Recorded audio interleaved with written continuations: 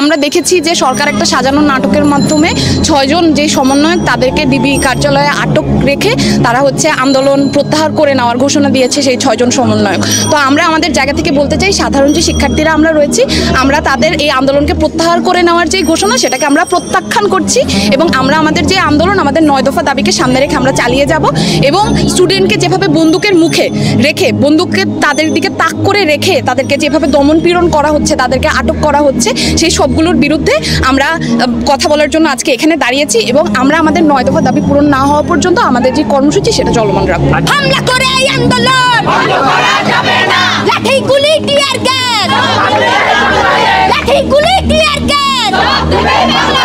আমরা দেখছি যে আজকেও যখন শিক্ষার্থীরা ওই বিবৃতি প্রত্যাখ্যান করে তারা আন্দোলনে চালিয়ে যাওয়ার দাবি জানায়, তখন আমরা দেখেছি যে সকাল থেকে পুলিশ, বিজিবি, সেনাবাহিনীর এক গাড়ি প্লাটুন বিভিন্ন জায়গায় দিনের বেলা তারা নাটক করছে এবং রাতের বেলা তারা প্রত্যেকটা মেসে মেসে গিয়ে শিক্ষার্থীদের নামিয়ে হেনস্থা করছে।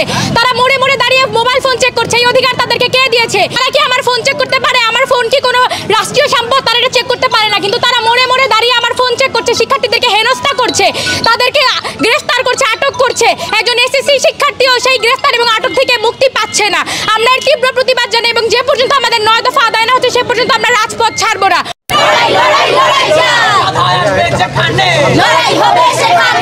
একটা জানানোর জন্য যে ঠিক আছে তাদেরকে আমরা ছেড়ে দিচ্ছি, কিন্তু বিষয়টা আমরা জানি প্রকৃতপক্ষে যে তাদেরকে আসলে গৃহবন্দী করে রাখা হবে এবং মানসিকভাবে তাদেরকে যেই সকল টর্চারের মধ্যে দিয়ে নিয়ে যাওয়া হয়েছে।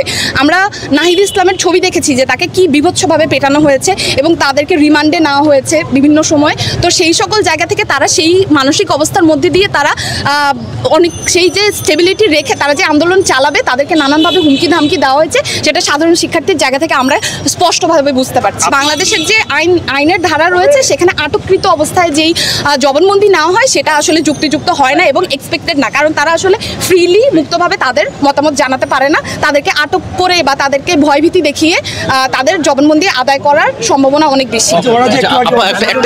একটা লাস্ট প্রশ্ন, আজকে আপনাদের যে আন্দোলনটা ছিল এটা কি স্থগিত করছেন? না, আমরা স্থগিত করছি না, আন্দোলন চলবে।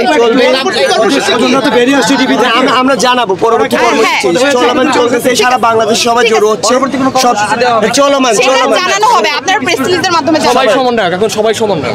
আমাদের ভাইদেরকে যেভাবে গণহত্যা চালানো হয়েছে, এর প্রেক্ষিতে আমাদের 9টি দাবি আমরা কেন্দ্রীয় সমন্বয়কদের নির্ধারণ